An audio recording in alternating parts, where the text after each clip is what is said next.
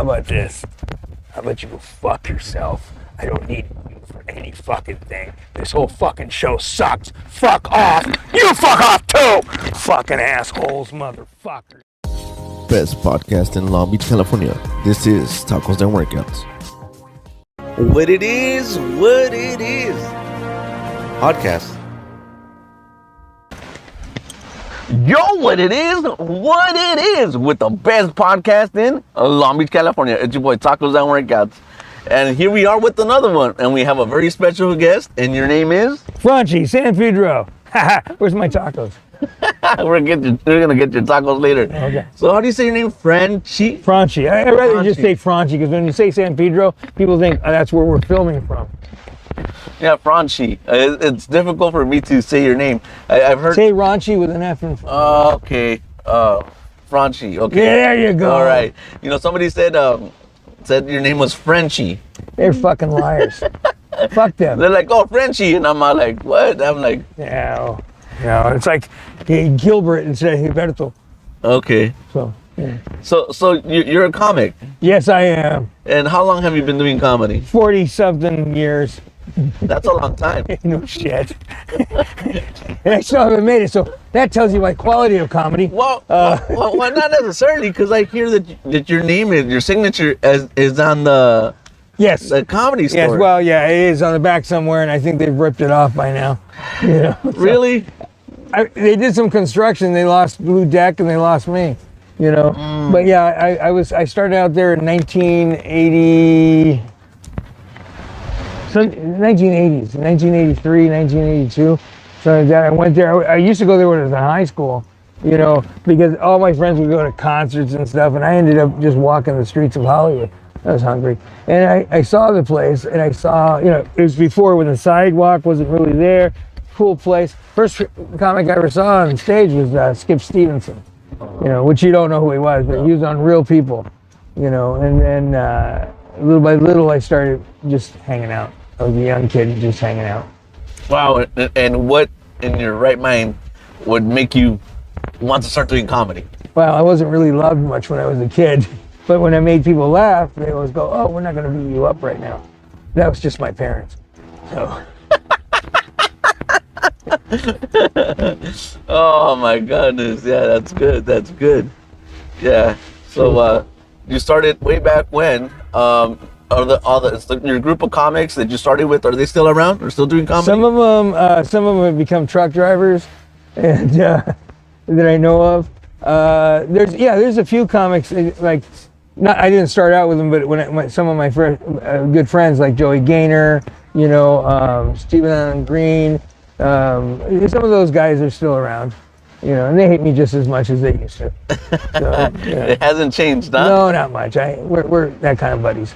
Has comedy changed in the last 40 years? Yeah, I mean, you know, funny's funny. Okay. I guess the difference in comedy is like what's accepted is if they like you, they'll accept almost anything from you. It's like, you know, girls will not think you're creepy if they like you when you say something creepy. Yeah, you know, it's just like that, I guess. I don't know. Yeah. Yeah, comedy has changed, you know, to some degree. You know what? I think the level of success sometimes has to do with timing, right? It's always timing. I mean, you could be a funny person and sitting in a club, and somebody comes in and goes, "Oh," you tell their friends, and then next thing you know, you start getting a following. But now you have so many different angles. When we were kids, we didn't have TikTok, we didn't have social media at all. So it was really word of mouth, and you know, hey, we're gonna go do this. We'd paper it, we'd bark outside of places. When I started out at the Comedy Store, I would go over to the Laugh Factory, which was actually a hole in the wall. Seriously, you walk in, the bar was right there, and it was just that little corner, and the stage was way in the back in a hole, and that's where you did comedy. I would actually go there and bark for Jamie out front. Hey, come on in and see the show, you know, stuff like that. But we had different types of traffic then. It was mostly, you know, as you call it now, I don't know, unhoused, basically, people. It's homeless people walking around, you know what I'm saying. And stuff. So yeah, it's changed, but I think it's changed for lack of better things. Is like if something changes, you have to be able to change with it, or you're just left behind and you're a dinosaur and someone's gonna stick a pump in your ass someday and you get, oil. Yeah, you know what? If you don't involve with comedy, then you are gonna be left behind. Left on the side, right? Yeah. So, and there's funny ways of saying everything. I mean, you just got to figure it out. Okay, you can't say these words, you can't say that because they're triggers for people. Back in the day before Reagan, we just put them in the home. Now we got to listen to them, so we got to be cool. Yeah, there's a lot of that's a whole nother issue. There's a lot of mental unwellness within, the U.S. or whatever, right? And they haven't figured it out. But things can't be said now. Like everyone's like but I think it's starting to come back now. Like people weren't able to make certain jokes on certain topics. I think I see it now as I'm out there doing my comedy and stuff like that. I'm starting to see it to turn around, and even I myself have made some jokes that some people might not technically feel comfortable with. Right. But it's never in a bad way. Well, it depends on where you're coming from. If you're actually just an evil person, well, yeah, it's not going to work. But it used to be that the sickest person in the club was the comic. Well, and now it's like it could be anybody. Look, I usually ask people to describe their style of comedy, right? And I think I'm very good at understanding the components of figuring out how things work, right? So most comics that I ask, so what's your comedy styling? They have no idea how to describe it. My comedy styling is satirical. So I kind of like make fun of the norm, right? And that's kind of like when I make a joke like that, it definitely doesn't come off from a bad place. It's just, I'm just making fun of the situation, right? Right.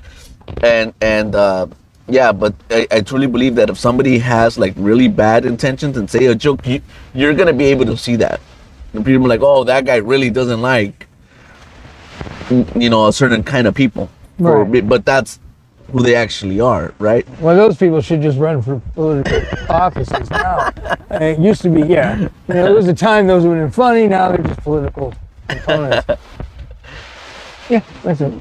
Yes. So, what would you describe your comedy stylings like? I get very analytical on myself sometimes, and it's how I'm just trying to find understanding in my own thoughts when I'm on stage. I'm a little wild at times, they say. I'm definitely not quiet by any means. Basically, I'm just very hyper, and I just have a lot of anxiety, but I don't realize it. Someone said I was ADHD. There's nothing wrong with that, but I don't think that's the case. But then again, I think about it and then I forget the letters, and maybe it is. I don't know. I just, I'm just trying to figure out why I was even born. You know what? When I see you on stage, it's almost like a transformation. Is it really? For me, yeah. I'm able to see it, man. And I don't know if everyone's ever compared you. I kind of see a little bit of a Kennison in you, kind of, but not exactly like Kennison. Right. Well, that's I do come from the era of people that just, had to get in your face to tell you a joke. Listen, you bastard, I got something to say about my wife. But yeah, a little bit of Kennison, a little bit of a lot of people. I love comics, and when I watch I like people that are different. Anybody can talk about their socks in a dryer. Yeah. But it's the people that can talk about their mother putting them in a dryer that's more important to me. And because we've all had our little issues. And I think honesty, that's the way I am. I'm very honest on stage about how I feel about things, and those can change at any minute, depending on the crowd and what they're carrying inside their wallets. Like switchblade knives and stuff like that. I'm not scared of getting slapped. I'm scared of being shot. Hey, I think everybody is scared of that. But now while I'm on stage, matter of fact, I was over in Pahrump one time. Pahrump, where's that? Pahrump it's the forgotten city of the world. Okay. I know it's mostly they have casinos now and a lot of they have a lot of zombie people living there. I think meth heads, but I was doing a show, and you can carry a weapon. Oh. And somebody was telling me stop messing with this guy because I was just right in his face. He was drunk with a weapon, which, it's kind of a bad thing. I don't know. And you know he was packing? Yeah, it was right You on could see it. Yeah, I could see it. He was packing his cock in his holster. 'Cause, Oh, that's man. what it was, a big gun. So I guess he probably had a 4x4 outside too. See, now there's going to be a bunch of people really pissed off was at me. definitely trying to, make Compensate. up. Yeah, he was compensating. Yeah. That's what I thought. He said no as he waved the gun around. But so people go, don't say anything to him. You can't tell me not to say something to somebody because I will. Because it's probably the spectrum I'm on. You want to see if you could get away with it. Well, I don't know about that. I didn't. Yeah, I guess so. I guess that really is what my comedy is. Let's see what I can get away with. There you go. You helped me describe it. Yeah. We're done with the show now. I gotta go. I really gotta go. Well, that's all and that's all the time we have for today. We want to I'm thank done. we want to thank Franchie for coming down with us. All right. No, but Interview me as someone else now. It's like no. What would you? I've seen you in action, and we've been lucky enough to share the stage. I mean, has it been twice now? a few times. I think it's more than I think Roscoe's was one of them. Roscoe's, yes. And then the Comedy Chateau. The Comedy Chateau, and there was one more place. Didn't we share the Laugh Factory in Long Beach? I'm not sure. Or did you just storm the stage? That's what it was. Give me the mic, I just said, you're not going to give me time. I'm going to take my time. Yeah. No, I think we did the stand-up comedy club.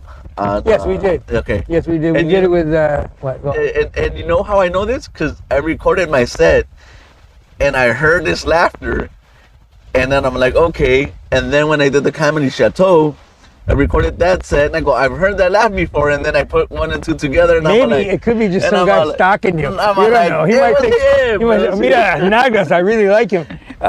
Who knows? It could be that. It wasn't me. I have a distinctive kind of, I've been told, shut up. Yeah, sometimes. Yeah, I have one of those laughs. Yeah, and I'm like, oh my God. So I knew him from way back then. Yeah, if something strikes me funny, it's hard to shut me up. Yeah, man. And it's like, yes, I got him. But we shared the stage a couple of times. And when we were on the Comedy Chateau, someone went after you. They started making some comments. And you just like shut them up. Like it was, you just put it down right there. I think what that is that when I first started, one of my mentors was Jeff Wayne, and Jeff Wayne would put me in places. I first started at some of the places I would work at was Lamppost Pizza in Covina, I guess, or Azusa, some place out there where Mexicans go to drive their Chevys.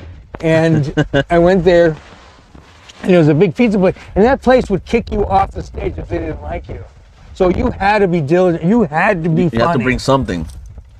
I never got thrown off because I could deal with hecklers pretty well, And most of the time, people don't say anything because they really think that I might jump off the stage and hurt them. And who knows? I might, but I doubt it. I don't want to say that because now everybody wants to do that. Oh. Yeah, I had fun. I like the Chateau. Chateau is one of my home bases now. Really? Yeah, they treat me really well, and I don't have to pay that much for water, so I like it. You know what? The Chateau has a very kind place in my heart, man. Does it? Yeah, it does, man. Felix and Irina mostly, because Felix isn't really good looking. Irina's very funny and good looking. I don't think I've met her, but I've probably seen her. She's a very, very, very tall. Well, for us, she's tall, but she's Russian. Oh, okay, I know. You know who I'm talking about? She's blonde. a booker. She's a booker. She's the blonde. Yeah, she's a sweetheart. Yeah, I do know her. And stuff. I mean, she does run from me every time she sees me, but I think deeply it's because she's so. Well, you can't run to people going like this. They're gonna think you're. No, I never run like that. And maybe I do that. I don't know. Subconsciously, you're probably running like this. Mama! Yeah. And, Hey, get away from me. Yeah, and then of course, the Laugh Factory is dear to me. Tonight, it's dear to me because I'm going to be there. Oh, the one in Hollywood? Yeah, the one in Hollywood. So but yeah, that's good. Okay. Are we done yet? No. All right. Hey, you can go anytime you like. Yeah, I know. Yeah. Okay, that's fine. I just got to pee. But anyway, go on. So, I've seen you on stage. You're definitely very animated. I don't think some people understand your comedy, right? No, they don't. No, they don't. And I was on watching you, and someone made a comment, right? And then I thought to myself, well, it's because you don't understand this comedy, right? What was the comment? Let me see. They didn't appreciate your comedy. Oh, okay. Well, yeah, that's the way it goes. And then I'm all like, I've seen them do very well in big stages, and I've seen sometimes the crowd doesn't understand you. Right. So I've been able to see super talented people get the laughs, and sometimes super talented people not be appreciated. So I understand the aspects of it, right? I got to perform with a headliner who's traveling the world, where the headliner went into a small club where I performed, and the crowd loved me, right? Granted, I only did like 6 minutes. The headliner did like 20, 30 minutes, right? Right. But the crowd was like basically like Hating him. yeah. It happens, you know. So it's just different. I learned something when I first started at the store. Be appreciative of white noise. That doesn't mean white people with torches coming after you. But I mean, just be no. Be appreciative, and if you get silence, don't be afraid of silence, because if you're you, your crowd will find you. And if the people that didn't laugh, I'm not mad at them, and they didn't get it, you know. You know, I recently did a joke where and I saw the tape, and I was surprised that I was able to do that, where I'm like saying my jokes and I'm making them laugh for like 5 minutes straight, right? And then I get into this joke where it's a little bit long of a joke, right? But the payoff is on point. And everybody was dead silent. And when I was on stage, I was thinking like, man, I'm not connecting with them. And it wasn't that at all. It was that they were really paying attention. And then when I hit them with the punchline, the whole room erupted, and I was like, oh, that's the way that works. When you're on stage, especially smaller crowds, because you're expecting these big eruptions and everything else, and it's not. It's basically, you got to think about it as if you're dating someone and you say something and they just jump out of the car because they're just not ready for it. But what you do is, you can't do that. Just keep your timing, keep yourself. And those people will appreciate it or they won't. And, my comedy isn't for everybody, but it shouldn't be. Because then I'm just like anybody else, and I don't want to be like anybody else. I want to be me. But you know what? It's. I see you perform a lot though. Like I see you like on a whole bunch of flyers. I'm like, man, he's everywhere. I will. Unfortunately, I just won't say no. I've worked in alleys. I've worked in laundromats, and for sure. And I've worked in places where I don't need a mic because I don't use a mic. I am. Yeah. Little Rob always goes, use a mic. And it's like, I do and I don't. I need a lapel mic mostly because I do. I don't know what the hell I'm doing. No, you're. I think when I was at Roscoe's, you said I don't need the mic, and you walked off stage and you got it right into faces. Yeah. And I was like, oh my God, what's he doing? Yeah. So it's just I'm very comfortable with being on stage. I'm more comfortable on being on stage. You could tell. I'm more comfortable being on stage than I am in real life sometimes, It just, and that's been my entire life. I started doing stand-up off and on when I was like 15, 16 years old. I would watch some comics like, oh, I want to do that. And sometimes when I did that, it was like, oh, I shouldn't do this, because nobody liked me, they wanted to kill me, and if Will Smith was in the crowd, I'd be fine. Oh my God. But it is what I do, and I love it, and I wouldn't do anything else in the world, except, acting maybe, but, Acting? Yeah, acting. How good do you think your acting skills are? Well, I'm okay. I'm a pretty good actor. Really? Yeah. Why don't we put you up to the test? Why don't you go fuck yourself? I don't see any money being poured in here. Look, let's try it out. Let's do this. Why don't we do this? Why don't I say 1, 2, 3, action, and then you say, give me like an angry reaction, cuss me out, say like fuck you, and then fuck you to the camera, and then just storm off stage. How about that? How about this? How about you go fuck yourself? I don't need you for any fucking thing. This whole fucking show sucks. Fuck off. You fuck off too. Fucking assholes, motherfuckers. God damn it. Can I pee here? No, you can't be there. Come back on. Hey, that was pretty good, man. You had me believing. And I've never noticed you have blue eyes. Yes, I have blue eyes. I'm a Cuban with blue eyes. A Cuban with blue eyes. Explain it to my father because my mom couldn't. Let me put these back on because you don't want to see the bloodshot of a comic that's been driving all night. Just came back from Santa Barbara. So, oh man, that's crazy. You know. So you said you're Cuban. Are you known to be a? Am I known to be Cuban? No, a Latino comedian. I started as a Latino comic. I mean, I went to a lot of the, the Latin rooms and everything else. But it's like when I was a kid, I wasn't really accepted because I was blonde, blue-eyed, and I couldn't speak English until I was around 5, 6. I could say migra, but that's not it. And then, so a lot of Mexican kids. When I grew up, there wasn't that many Cubans around me. Well, there were because we had a big family, but I wasn't accepted everywhere. It's just back then when you're a kid, it was like you speak when chickens pee and they don't pee, so you don't speak. That's a very famous Cuban saying. Oh man, that's awesome. Habla cuando la gallina, man. And I speak fluent Spanish, but I don't look Latin. Yeah. I mean, I think I do because I've been to Spain, I've been to the middle of Mexico, and there's a lot of blue-eyed people. Because, remember, the Spaniards were very horny when they came over. So, same thing with Cubans and everything else. So, yeah, but I'm a Cuban. I know you asked a question, but I don't know what the fuck it was. Oh, yeah. Do you consider yourself a Latino comic? I consider myself a comic. A comic. But okay. I love Latino rooms. I love Latino comics. I love women. I love comedy. Yeah, sometimes people put themselves in a pocket, right? And I don't think they should, because then if you consider yourself just a Latin comic, you got to break, because otherwise you're just working for one type of room, and you can't.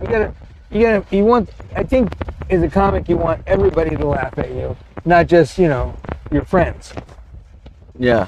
I guess. I don't know. So you coming from Cuba, right? No, I was born in Miami. Oh, you were born in Miami, which is another part of Cuba, but it's just Cuba number 2, right? Yeah. And you being in comedy for so long, do you know Joey Diaz? Oh, I love Joey. Yeah, I know Joey. Joey and I know each other. You know, he's funnier than shit. I mean, he has a different angle of being Cuban. He's really Cuban. He's done all those things. I mean, and I have to speak from my experience. I experience a lot. I use a lot of the white privilege because it's beneficial.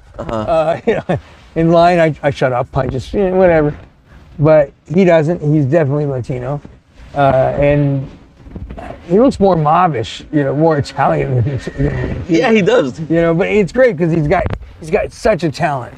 Well, I think he's very I think he grew up in Jersey, right? So maybe there's more I believe so. Yeah. That Italian kind of influence. And stuff he's got a lot of cred in my book. He's a super good guy. Yeah, you know what? I love his stories, man. His stories are fucking crazy, man. Yeah. Half of the stuff he talks about, and then I'm thinking, wow, you really did this, and I'm like, okay, well, especially in doing comedy, I like his podcast for sure, but I think I listen more to his podcast when he's been a guest on Joe Rogan. Right. Though I think those are for some reason the better ones, because I think he opens up a little bit more. He opens up a lot more. Yeah. So when I see the Church of What's Happening, right? It's there, but it's not quite the same. Right, well, because he's being interviewed with friends and stuff, and I think any of us are more open to speaking to a friend than we are somebody that just runs a NBC or something. Yeah, because I think also when you interview your friends in a particular setting, you forget that the cameras are on you. When you're having a conversation, usually you're having a drink, right? You're having a smoke, right? You're just opening up. That's all. Like right now, I have no idea there's a camera on me, except for the fact that the cops are right behind it. As my prison stories aren't. I mean, I went to jail a couple times, but then they let me out because they found out that I didn't steal the frisbee. But so I don't really have hardcore prison material. I have hardcore GUI material. Because I used to drink a lot. But Do you drink now, or you're like sober now? I haven't drank in at least a couple hours. But I'm particularly sober. Okay. I'm California sober. Okay. Which I don't really know what that means. Which is like right below the legal limit. No, I don't drink. I don't do coke anymore, or less. But I don't do any of that stuff. All of a sudden my nose itched. You say coke and you start like right away. I don't even know why that happens. It's like, I haven't done coke in a good 20, 30 minutes, but in a good 20 or 30 years. Sorry, slip. But no, I'm good. Oh, that's for good. now. Unless, when you watch this and you want to reach out and give me a bump, I'm okay with it. I don't really want to take it right away, but I'll scurry it off to home, and I'll do it there, and I'll get back to you. I'll give you a good referral. Now I know the camera's there. You know what? As I'm getting older, right? Older. A lot of I'm getting older, man. Yeah. How old are you? Let's just say 35. Okay, yeah. It's not 35. Let's just say 35, yeah. Let's just say 35. Yeah. I'm not this old, but the other day I said to somebody I'm 72, and you know what really pissed me off? They didn't argue. Oh, really? It's like, fuck you. I don't believe you're 72. No, I'm not 72. Okay. I'm not 35 either. Oh, okay. Yeah. But I noticed that a lot of people my age are slowly starting to stop drinking, which is a good thing. Well, yeah, I mean, it's like a certain age you go, oh, I don't want to be arrested. It's like... Stop doing stupid things, right? Well, yeah. I did a lot of stupid things when I was younger, and I just don't have the opportunity to do them now. Because as you get older, you have more responsibilities, more things to do, you'd hope. Of course, I know some comics that are my age are still sleeping on a sofa. Oh my God. In somebody's house. You know what? At a certain stage in my life, people would be like, oh, just come to my house. We'll drink all night until like 3 or 4 o'clock in the morning, and then you could sleep at my place. And then I was like, when I was younger, I was like, yeah, that sounds like a good time.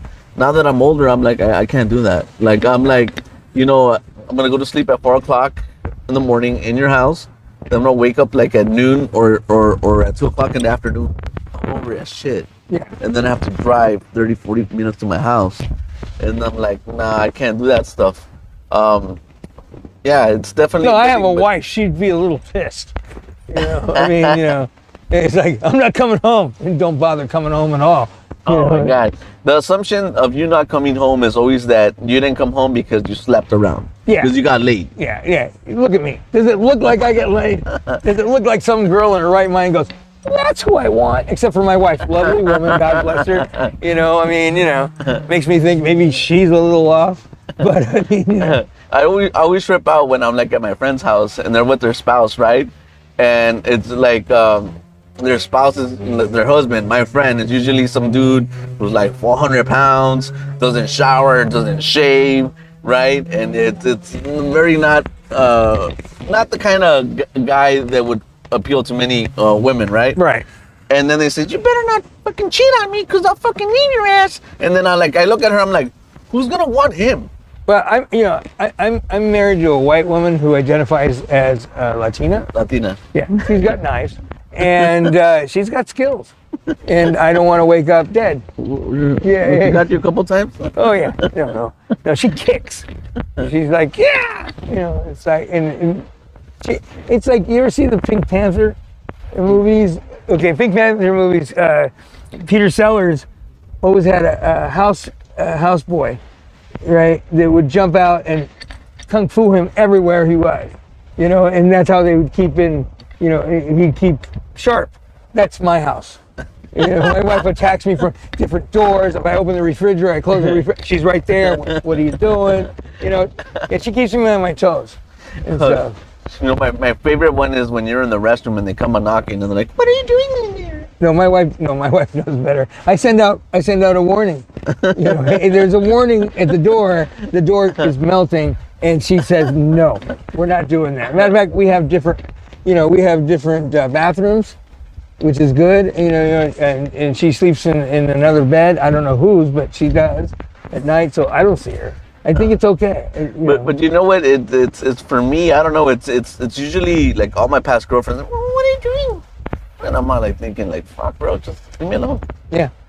Like getting away from you. Don't ask them what they're doing because they'll tell you, and you have to sit there and listen. Because are you listening? Yeah. Okay. Now what'd you do? Oh, I didn't know that. Okay, fine. Can I go now? No, I'm not done. It's something about attention that they crave, right? Like you could be like, oh, you're just staring at your phone, and I'll be like, okay, fine. Put your phone down. You grab a book. And then you start reading your book. Why are you reading? Come watch fucking Master Chef with me. And I'll be like, no, you see, it's opposite in my house. Like, I'm the one that needs attention. I'm like, hey, what's going on? She goes, I'm reading. Leave me alone. You know, I'll be watching TV. I love TV. I love TV and I love movies because it's the only friends I have. And she'll sit there and say, you're stuck on that tit all night long and so forth. And she leaves, but she leaves with her iPad. And then she's stuck watching, what is the new, the TikTok shit, right? All night long. Oh my God. It's like, that's worse than watching the news or something. That news is making me depressed. I go, our lives are making us depressed. My God. My wife's constantly going, why do you make fun of me on stage? I go, well, change. That's a simple answer, you know? Oh man, that's crazy. Listen, we need to take a quick little break. Oh, good, because I got to piss. All right, and with that, we'll be right back. All right, bye.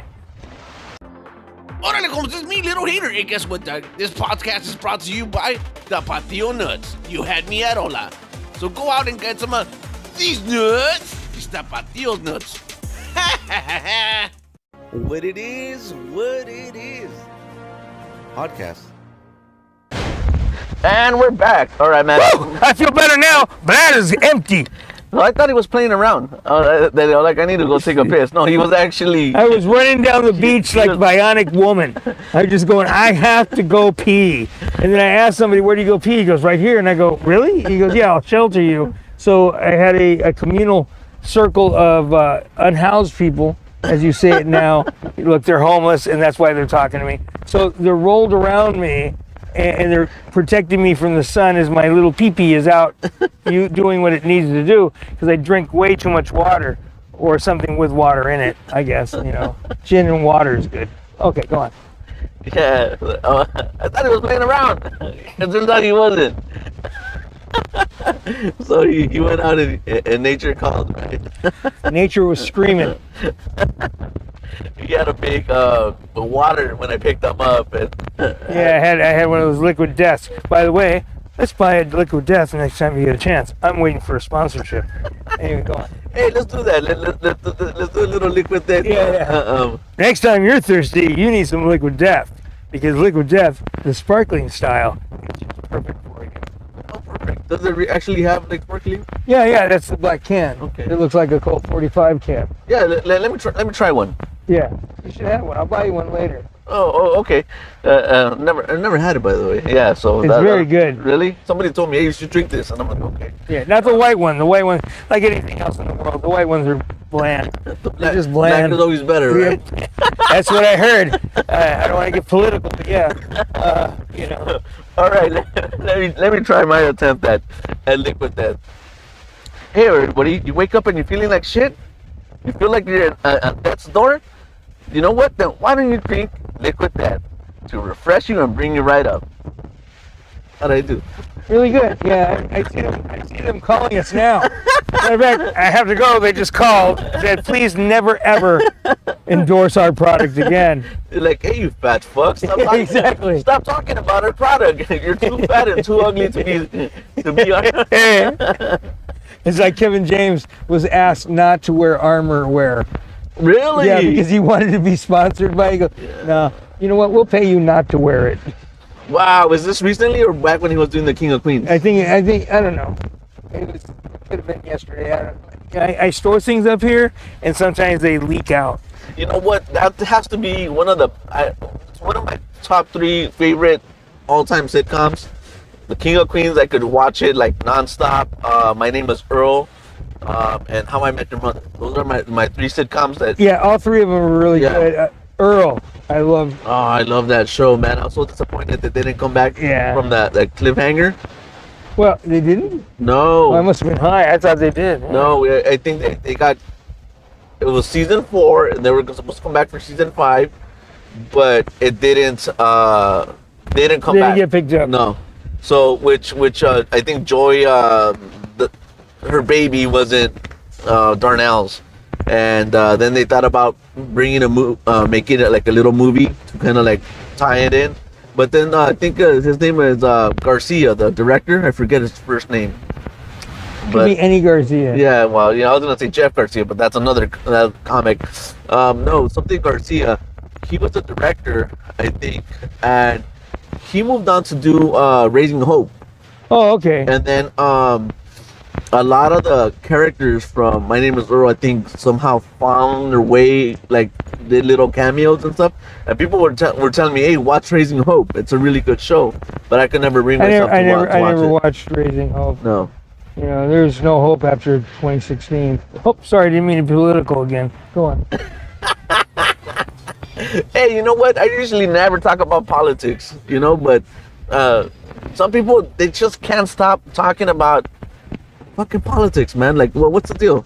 I don't know, because I don't talk about politics unless Unless you're provoked, right? you're provoked, or it's hard not to talk about politics sometimes because there's politics in everything. It's like there's math in everything. It's math and politics. That's what's together. And sometimes 1 and 1 don't add up to what you want. So there you go. Yeah, I was at the gym. I'm at the hot tub right after I finished swimming like a crap load of laps. Wait a minute. Let me get that visual out of my mind. Go ahead. Oh, yeah. I mean, In the hot tub thing was kind of like, oh look, he's floating. Go on. I actually do that. The hot tub is so big, right? It's like 8 feet by 20 feet. That's how I haven't been in a hot tub. it's like huge. So I just stretch out and I float in it. I'm a fuck it, because you can. It's like if it's like fucking 30 people or some bullshit like that, it's huge. Well, I guess. I mean, like I said, I haven't been in a hot tub since conception. But it's. I guess it's a thing now again. You should go to the gym with me, man. You'll enjoy it. People ask me, you go to the gym every day, you're still fat as fuck. Like, do you But really? does it make you feel good? It does. Then it doesn't matter what your size. Some people are care. big people. Yeah. That's all there is to it. I mean, you try to change your shape. Why? If you're a pear, you're a pear. I'm not technically trying to change my shape. I'm working out to be healthy, so I don't feel like shit. I know a lot of heavy set people that are very healthy. Look. This is what I say. Look, man. If an elephant eats nothing but grass, and why is he so fat? So leave me alone. Yeah. I'm like an elephant. People should just worry about who they are. Exactly. But getting back to the elephant, to the hot tub, and this is how I'm gonna tie it all together. I'm waiting. So I'm at the hot tub. This guy walks up to a Republican. That's how I tied it. So this guy walks up. You got it. He walks up to me and he starts talking to me about Trump.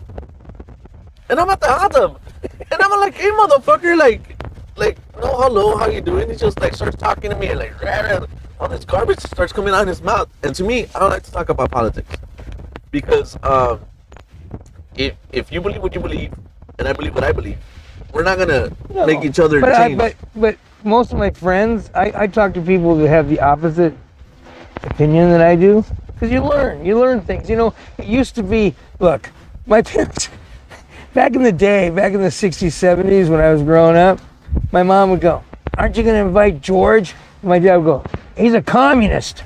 And my mom would go, "Yeah, but he makes a good chicken salad. Okay, have him over at 4 o'clock. Fuck that We didn't shit, care. man. We didn't care. You had me at chicken salad, man. Right, So like, right. Fuck yeah, dude. You don't care, because you know what? We all have different opinions. And that's the way America, I was taught that that's the way America is. And now it's just so, if you're on one side or the other, there's no middle. There's no healthy middle anymore. Yeah, man. And the guy was like just giving me crap, and I'm all like, dude, look. And I don't care if you're for Trump, against Trump, for Biden, against Biden. I don't give a shit. They're all evil. What I try to tell people is like, I'm too busy trying to survive in my own life that I don't have the time to be doing all that stuff. Like you'll vote for something or try to get something, and then that false promises never get delivered. So I'm kind of done with it. I'm like, I'm not doing any of that. Yeah, and without saying much more, what it is that we have to understand we don't matter. Yeah. We don't matter. We're just little worker ants, bringing in the stuff, and it is what it is. And as long as we just remember to be kind to our neighbor, and our neighbor could be anybody that walks within our path, just, go, okay, baby, I get it, and walk on. And, and then while they're gone, break into their car and take their radio. Because that's really what it's about. It's about music, my friend. And the more music you can get, the better off you are. Oh, I love how you said it's about music. And just, what is your favorite type of music? Oh, I like all sorts of music, really. I was really into punk when I was younger because, I was angry. And, I listened to Morrissey, but then I felt like killing myself, so that had to stop. I like all sorts of music. If it's got something, I dig it. I'll listen to anything. You know what? I'm just gonna put it out there, man. I think people. Oh, you said you like Morrissey? Yeah. Oh man, I'm sorry. I used to like Morrissey, but I want to quit because he made me feel sad enough to kill myself. I'm gonna say this, but I feel that people that like Morrissey are full of shit. Really? And I'll tell you why. Okay, tell me why. Okay, because I asked people, why do you like Morrissey? And they're like, I don't know. I just like it. And I'm like, no, but why? I don't know. And I'm like, they can never explain as to why. I'll explain to you why I like it.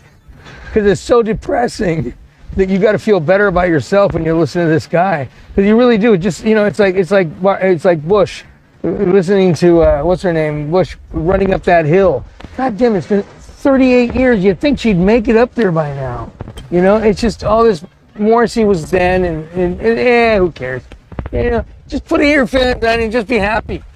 Yeah, so you've given me the most explanation that I've ever got from any Morrissey fan. Because most of the Morrissey fans are on heroin.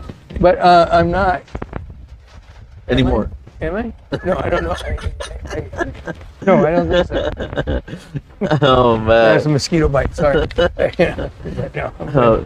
Yeah, man, and that's just my opinion. Listen, whatever. You like Morrissey, whatever. I don't give a fuck what you listen to. Even if you like Morrissey and they're listening to you, they're not going to have the energy to come and get you. People are too sensitive, man. People are too willing to get into fist fights over. Can you imagine? Yeah, bands over a shit. band, yeah, right. It's like, no, I love the Beatles. I love the Stones. Ah, shut up. It's so stupid, man. Like the way people do it over fucking football, man. You watch football? Yeah. Okay. Well, actually, I've been watching it because I just want to comment on Benny Menace team. Oh, big shout out to Benny Menace. Hey, Benny. The 49ers. Yeah. Every time I see the 49ers get beat, I'm going, he's going to be in a bad mood. I just know it. Now you call him up. Hey. I know. I stay away from the football fans that are that strong. You know what I like about football, watching football? Potato chips. And dip. That's what I like the most. Invite me to those because I like commercials. They tell me about my empathy. Oh yeah, you have these pills and then you're gonna get your dick hard, but you might lose an eye, you might lose a kidney and shit. And I'm like, what? But to some people that's what I listened to one the other day. It was about women's hot flashes, and one of the side effects is hot flashes. It's like, come on, like the stupidest. Why'd you just put ice cubes in your hoo-ha? Ice cold pussy, baby. That's always been a wonder. It's like, what's the matter, baby? Drop a couple of ice cubes in your panties. Hey, you can't get wet? A couple of ice cubes. How about? I'm so canceled right now. I just, it's like, I didn't mean to say it, baby. I didn't. It was just, that's what it, yeah, that's what we need. Visit your ice cube man. I went to his house and he had a tremendous amount of ice cubes. Well, he had plain ice cube, flavored ice cube. I'm gonna have women's groups coming to my door and I have to throw ice cubes at them so they calm down. That's just great. I'm so going to hell. They're gonna call you the Iceman. Yeah. The Iceman cometh. Speaking about ice, have you ever performed at the Ice House? Yo, yeah. The Ice House was one of my favorite places always. And it's a great club now, but the old Ice House had that. I've been going there for 35 years. And I love that place. It's dear to me. Bob Fisher, who used to own it, was so kind to me all the time. And then we had I had a great time there. Yeah, I recently went to the Ice House for my very first time, and I was quite impressed. They said, well, that's the new Ice House. And I go, did they change locations? They said, no, they changed the rooms. The main room, listen, if you died in the main room, you deserve to leave forever. There was no way, because the room was so warm. Cold room, but warm. They loved you. I mean, seriously, I bombed there one time so bad. What happened was I broke my ankle. Okay, I twisted it, kicking a. Well, I don't want to tell you the animal. Okay. It was a gopher, but yeah, and I was a little. I didn't know it was a gopher. I thought it was Godzilla, but I was tripping, and I broke it, and I was on biking it, and I took it. And this is when I used to wear the Bill Cosby sweaters. I went through a phase of wearing these 1980 sweaters. And I'm limping up there, and I was so much on biking it. I don't think I got one laugh. And I walked off, and my Fisher goes, that was terrible. Oh my! And I looked at him and I go, boy, worse than terrible. And I was thankful that he let me come back and everything else was good. I remember that so bad. It's like when you bombed at the Ice House, like I said, you sucked. That was just it. You should just not do it again. Thankfully, I was so wound up on biking. We all have a bad day here and there, you know. Yeah, but you know, yeah, we all do. I mean, even now, the difference now. I've been doing so long that if I have like I had that, I really should get out of the business. But I don't, because you know you get to a certain point, you know how to milk. You know how to get things, and if you don't, then you really shouldn't be doing stand-up. You know what?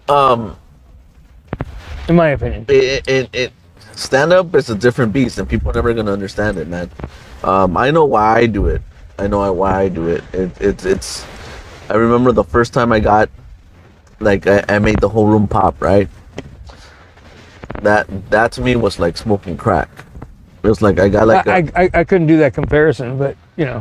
Well, maybe I could. I don't know. But anyway, yeah, but it is, right? It's an addiction. Because it is an addiction. I've never smoked crack, but I hear that the first time you hit crack, everybody laughs. Is that what you heard? No, man. That's the only really way to do it. Oh, shit. I was smoking crack, and then I got the light, and I had to put the pipe down. No, they say it's one of the best euphoric feelings. And you're ever. always chasing that. And you're always chasing.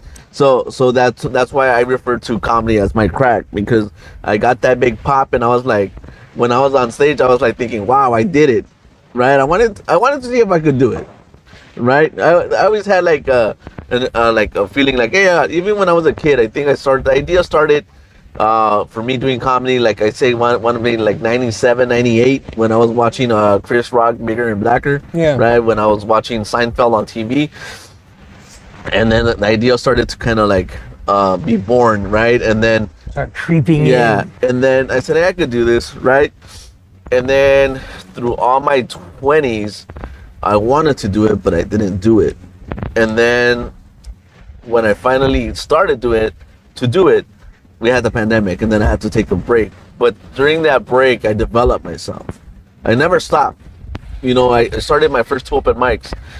And then finally, when the world kind of like slowed down and the world started opening up again, people were like, "Are you ready to come out?" And I wasn't ready because of, you know, whatever. I don't want to say. It's the right time in the right place. Yeah. That's all. When I first did stand up, I mean a real stage. What I did was I left L.A. and I went up to San Francisco to the other cafe. I figured I'm going to go someplace where nobody knows me. That way, nobody knows me. And I went up and I did okay. I didn't do bad. And then once and it works 2 ways. Either you do real bad or you do real good. But either way, if it's in you, you want to do more. You know, when I went to the Laugh Factory, I used to go to the Laugh Factory, Jamie was there all the time.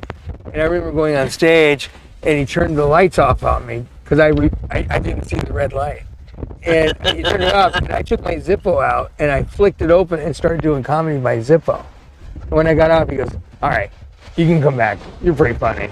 You know, and then the more comfortable you feel on stage, the funnier you become being who you are. You know, and it is an addiction because other than my children and my wife that I love very much, and I love them so much, but at the same time, tell me I can perform and I'm there.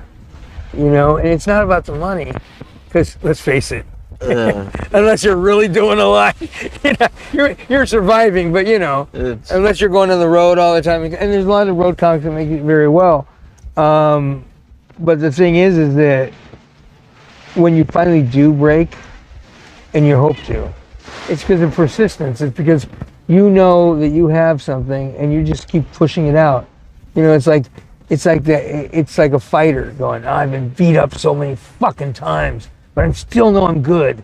I'm not taking a fall for nobody." And that's really what comedy is, you know? And it's different for every single one. And it's a team sport, because when you're in the show, I don't want you to fail. I want you to do good so everybody remembers that great show. Yeah. But at the same time, it's a single sport, because it's how you perform. It's like wrestling, I guess. Oh man, you know what? I feel the exact same way, man. You know what? When I talk to people and we connect on levels, I'm like, man, this is what it is. You know, I look at it the same way. If we're on a show, I don't want anybody to fuck up. I don't want anybody to bomb. I want you all to be good. And when I want everybody to get off and say, I did my 5, I did my 10, high-fiving each other. We're on this fucking high, right? Because like I said, you got him, motherfucker. Yeah, like, because it's a good thing, right? Yeah. And you know, I tell people right before they go on stage, right? I go get them, right? What I tell people all the time is, and I tell all the younger comics especially, is like, when you see me on stage, think of it as I'm borrowing your stage. That's your place. I don't care how good somebody is before me or how good somebody is after me. I care about my time. Now it's my stage time.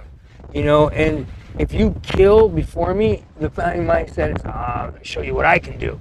You know, because it's like warriors coming out there. Yeah. And, you know, and it doesn't, to me, it doesn't matter. If I do real well, I still think I could have done something. Because, you know, I forgot that joke, I forgot this joke. Yeah. Because you go, fuck. Because I start riffing. My style is just to go. You know, and I have things in my head, and some of them creep out, and some of them go, I'm staying here for a while. You know, because I don't want to be torched. But, you know. Yeah. But yeah, congratulations, because it's a great, great art. It is. It's so. And there's so many artists out there, and there's no, I hate this artist or that artist. It's like, just be supportive of the art. You know what? I talked to a whole bunch of comics, and one of the things that I tell like some of my friends, right? I tell them when my objective when I go on stage, right, is to make people laugh, right? And what some of my friends do, I don't know why they do it. They have a conversation with the audience, but it's not with the audience, it's just with one person. And it doesn't go anywhere for 3 minutes. And your set was 5 or 7 minutes, right? But you had a 3-minute conversation with one person while there was 70 people there. And when they got off stage, I go, hey, let me talk to you, bro. I'm like, you spent 3 of your 7 talking to this person. It's a waste. I go, you let that person rob your time, bro. And what you're trying to do is you're trying to make the material, you justify what you just said to that one person. I learned something from Steve Bluestein. When I first started, he says, never be married to your material. Let it go. Let it go. If it's not, go to something else. Don't sit there and try to make the audience understand, because they're not. And you're just going to bring down the set. Yeah, you know what? Recently, usually I always do my own thing, right? And I was doing this open mic kind of thing, and I was at a dance studio from all places, and everybody was laughing, but there was one lady who wasn't laughing, right? But maybe she was laughing inside, right? I look at her and go, hey, what's the matter? Like, you're not laughing, right? You're hard to please, right? I made myself laugh, right? But then like it kind of like, you know, she kind of came around and she started laughing or whatever, right? We get so hung up on the one person that's not laughing, because that's the nature. What I do, like that instance, I talk very fast on stage. I think I'm pretty sure I do. Yeah. And what I do is I'll make conversation with her and just really quickly move in. All of a sudden, keep it moving. Yeah, I keep it moving, and you get her. But you're not going to get everybody. I don't care how somebody's going to go. Well, I don't like the way he pulled that rabbit out of his ass. I just didn't dig it. I don't know what's wrong. He wasn't funny. I mean, the pigeon came out, it's all shitty, and I can't. I was eating a steak. I can't do that. And that's the thing. So you just can't please everybody. You can't. I mean, even the people you're with all the time. My wife, I can't please her all the time. Unless I get someone else in the house. But no, it just doesn't happen. I mean, and she's the first person. And Mr. Funny Man, just go practice your shit somewhere else. And stuff. But nothing beats the sound of someone laughing. Laughter. And you know what? All right, everybody. You know what? We want to thank our guest, Franchie, for coming out Franchie. with us. Franchie. I can never get it right. Maybe one day I will. Look, man. Just follow him on his social media. Yep, Franchie San Pedro, and that's it. Wabi Sabi, look it up. It's the way of life. It's my way, and I thank you all for having me here. I do Spanglish with Paul Rodriguez every once in a while. When somebody drops out, they call me because I'm close and they have no choice. So and then I also do a lot of my own shows. And I'm going to be doing your show. That's right. I'm producing my own shows. Yes. And I'm already having all these comics. They want to be a part of Tacos and Comedy. So. All right, man. And with that said, this ends our episode, and we'll catch you guys next time. Peace out.